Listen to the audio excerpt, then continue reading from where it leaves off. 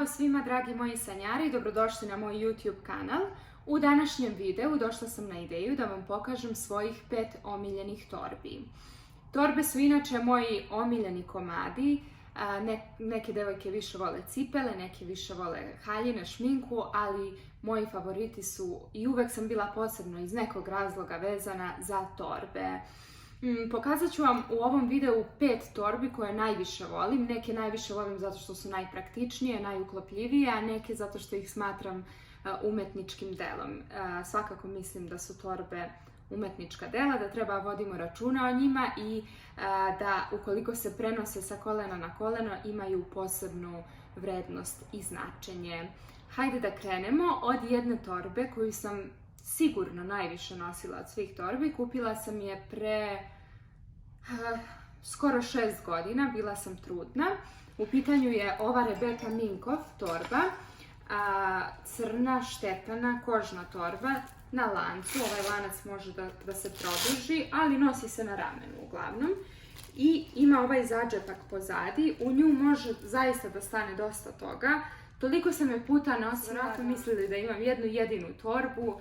Zašto ova žena ne promeni torbu? To su se pitali. Ali jednostavno toliko je uklopljiva, toliko je praktična, toliko je elegantna, može da se nosi na ravnu obuću kao i na štikle, tako da svakako je sa razlogom najnosivija torba u mom garderoberu. Što se tiče Rebecca Minkoff, ja nisam znala za taj brand pre nego što sam došla u Ameriku, ali ona ima zaista veliku selekciju torbi na svom sajtu i organizuje velika sniženja, tako da je ova torba izuzetno priuštiva, izuzetno kvalitetna i nosiva i uklopljiva.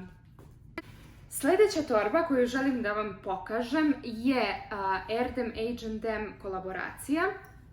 U pitanju je torba iz limited editiona iz te kolaboracije. Zašto je volim? Zato što je izgleda potpuno vintage. Dakle, ovakve torbe je nosila moja baka ali kao što znate, ja volim taj stari Hollywood i volim tu neku starinsku eleganciju, tako da smatram sebe bakom u telu 29-godišnjakinje i vjerovatno je zbog toga ova torba bila moj izbor. Jako je kvalitetno urađena, koža je u pitanju, ima ove kamenčiće. Jedino što nije toliko dobro kada je ova torba u pitanju je to što moram da vodim računa da ovi kamenčići ne budu okrenuti ka meni, jer mogu da izvuku končiće na mom kaputu, odelu, haljini. Izuzetno su oštrih ivica. Iznutra je tako lepo urađena. Čak imam i kaput napravljen od ove postave koja je unutra. Mislili su o svakom detalju i ovo je definitivno torba koja se prenosi sa kolena na koleno. Biću presrećna ukoliko je moja talija bude nosila. Ovaj model ne izlazi iz mode nikada. Ima i ovaj dugačak kaiš koji može da se nakači na nju, ali nešto ove kaiševe nikada ne koristim zato što uvek volim da je nosim ili na ramenu ili na ruci ili samo ovako. Dakle, jeste da moram da vodim računa o tom detalju, ali svakako ova torba mi je jedna od omiljenih i neprolazne lepote je. Sljedeća torba koju želim da vam pokažem je također iz kolaboracije H&M-a, ali nije Erdem u pitanju, nego Moschino i H&M. Ovu torbu sam nosila i u svom spotu i toliko sam je nosila u kampanji promocije svog spota da me je jednog dana moja prijateljica pozvala i rekla: dobro, zašto ne promeniš torbu? Ja znam da imaš izbora i da vrlo možeš da promeniš, ali ti si se zakačila za tu jednu, ali tako, kao recimo za ovu torbu. Zakačim se za jednu i onda samo nju nosim. Ova torba je toliko jedinstvena. Ne bih mogla da je uporedim ni sa jednom. U obliku katanca je. Svi se pitaju kako li se otvara ova torba na magnet. Ovako, ja unutra imam nešto. Ova iznenađenja su mi omiljena. Kada otvorim torbu i nađem recimo sad u doba korone sanitizer, koji je kao kad biste našli zlatnu narukvicu na ulici, tako nađem sanitizer pa vrisnem, ili nađem neki ruž za usne ili olovke za usne, to nalazim u svakoj. Sad sam našla nešto što ne bih mogla da vam pokažem, ali baš sam srećna zbog toga. Uglavnom, na magnet se otvara. statement torba, svakako, i ako je nosite na malu crnu haljinu, na crne pantalone, crni top, svakako ćete ovom torbom doći do tog jedinstvenog outfita, jer je potpuno jedinstvena i kada vas muškarci na ulici pitaju gdje ste kupili torbu, onda znate da je ta torba zaista statement, a to se dešavalo kada sam nosila ovu i ovu torbu. Muškarci su me zaustavljali i pitali, jao, gdje si kupila torbu, želim svojoj ženi da kupim. Ova torba je moć. Sljedeća torba koju ću vam pokazati je posebna.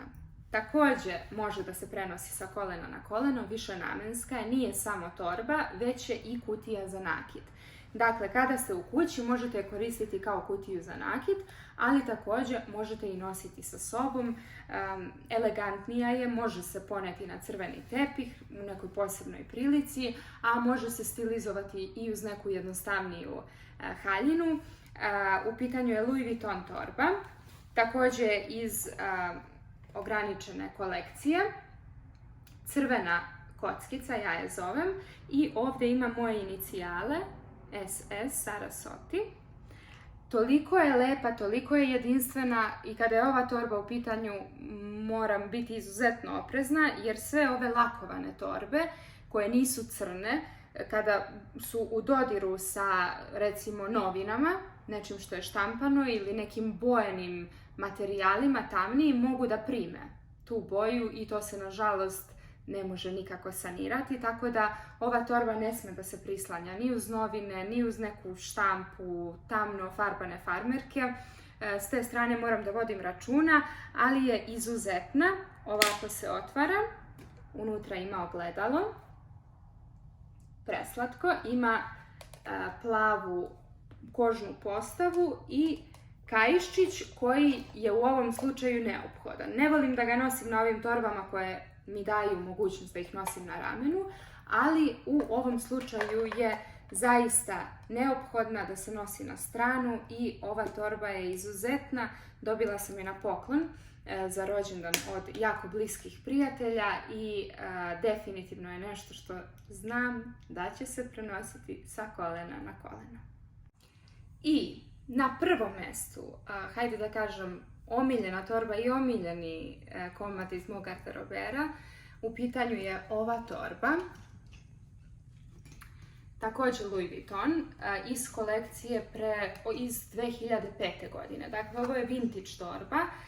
Ja sam o ovoj torbi maštala kao tinejdžerka.